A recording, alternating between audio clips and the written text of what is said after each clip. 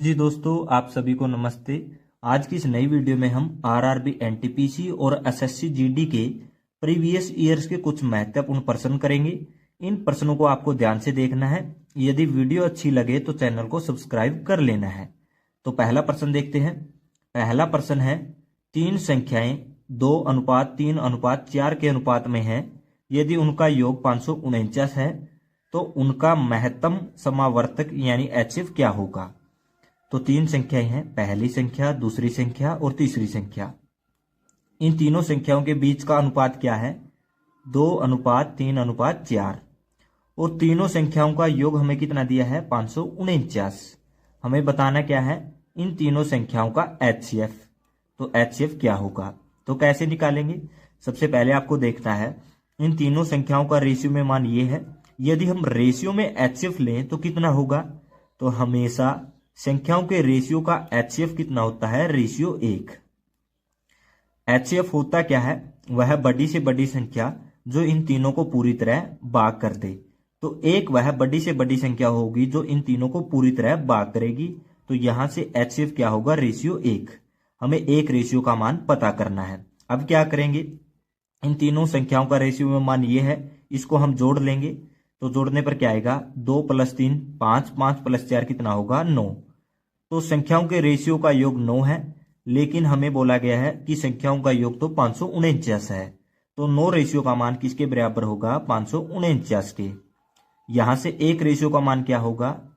549/9। काटेंगे, 9 × 6 = 54, 9 × 1 = 9, यहां पर 61 आ जाएगा। तो एक रेशियो का मान क्या होगा? 61 होगा। यानी HCF आएगा, एक रेशियो का मान कितना है? 61। तो HCF होगा 61। तो तीन संख्याओं का HCF होगा 61। हमें HCF पूछा है, तो ये इस प्रश्न का सही आंसर होगा। कौन से ऑप्शन में है? ऑप्शन डी में। तो ऑप्शन डी इस प्रश्न का सही आंसर है।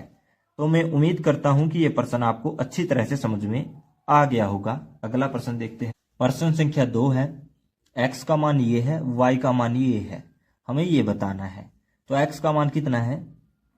x का मान है 5⁴1/2। y का मान कितना है? 5⁴1/3।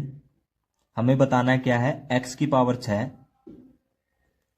गुणा में y⁴6, इसका मान क्या होगा? तो x का मान कितना है? 5⁴1/2 और x की पावर कितनी है? 6। तो इस पर भी हम पावर 6 करेंगे, गुणा में y का मान कितना है?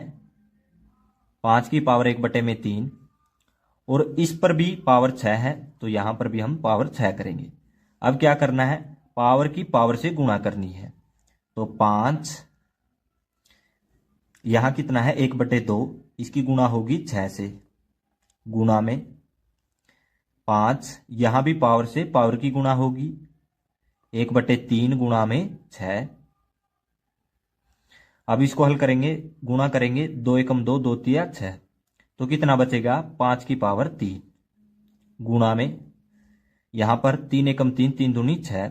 तो कितना बचेगा? 5⁴2। अब यहां पर बेस समान है तो पावर आपस में जुड़ जाएगी। तो बेस कितना है? 5।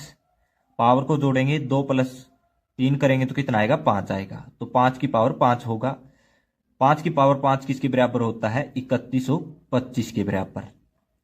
तो ये इस प्रश्न का क्या होगा? सही आंसर होगा। कौन से ऑप्शन में है? ऑप्शन सी में। तो ऑप्शन सी इस प्रश्न का करेक्ट आंसर है।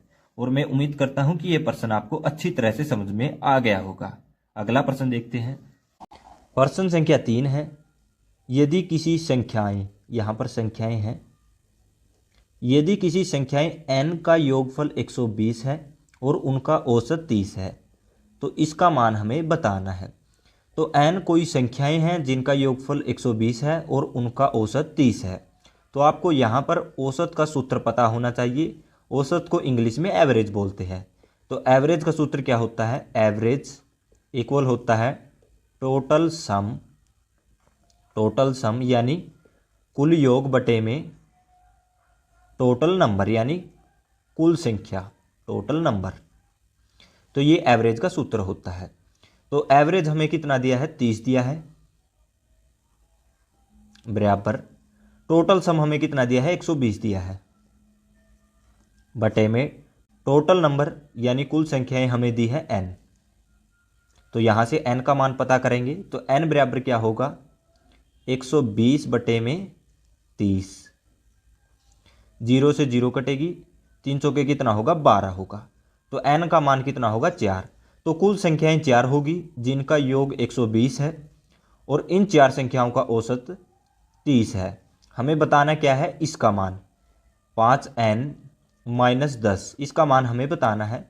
तो बराबर होगा 5 गुणा में n का मान कितना आया है 4 माइनस 10। तो 5 गुणा में 4 कितना होगा 20 माइनस 10।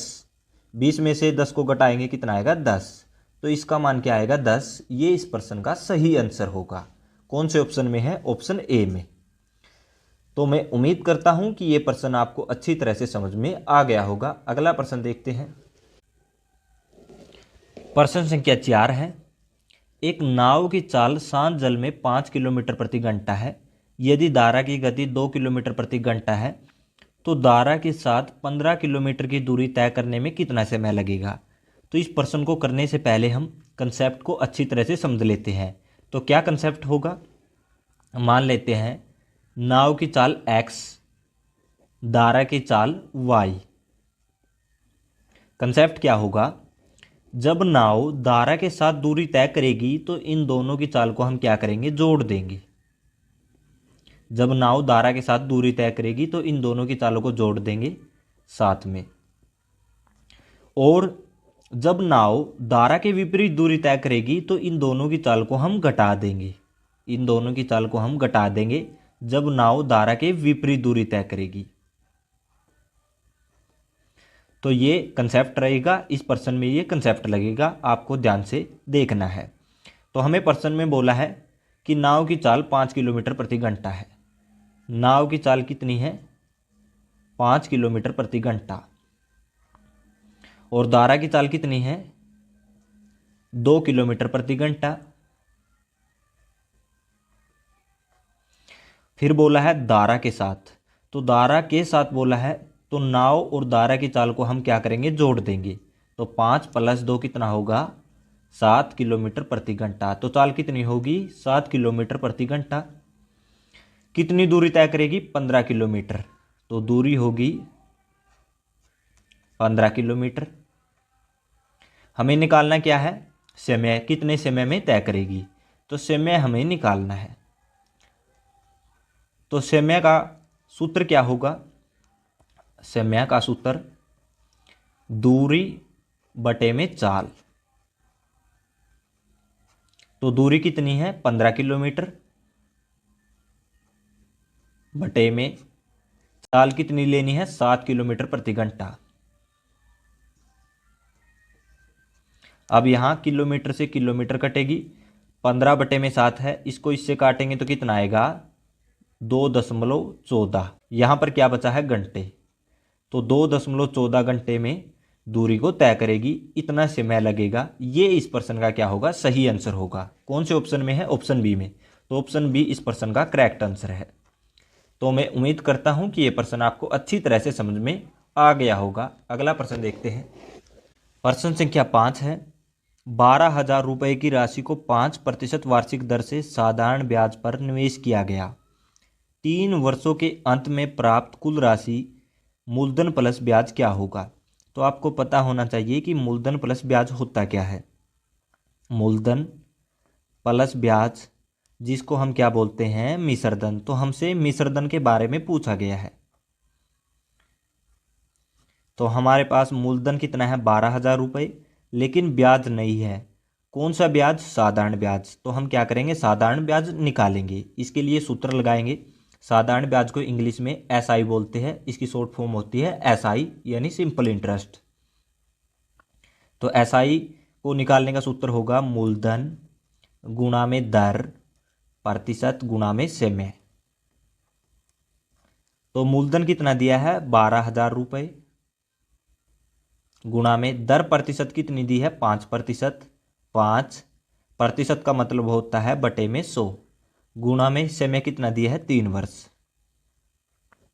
अब यहाँ 12,000 है, 2 जीरो से 2 जीरो कटेगी, 5 की 12 से गुणा करेंगे तो कितना आएगा 60, और एक जीरो और बची है तो कितना होगा 600। अब क्या बचेगा, 600 गुणा में 3 करेंगे तो कितना आएगा 1800। तो SI कितना होगा 1800। 2 जीरो से 2 जीरो कटी है, 5 की 12 से गुणा की है 60, और एक जीरो कितना हुआ है 600। तो इसकी इससे गुणा करने पर कितना आएगा 600। अब ये बचा है, इसके साथ गुणा करेंगे तो कितना आएगा 1800। तो SI कितना होगा 1800, ब्याज 1800 रुपये होगा। अब हमें मिश्रधन निकालना है, तो मूलधन कितना है 12,000 प्लस ब्याज कितना निकल कर आया है 1800 रुपये बराबर मिश्रधन।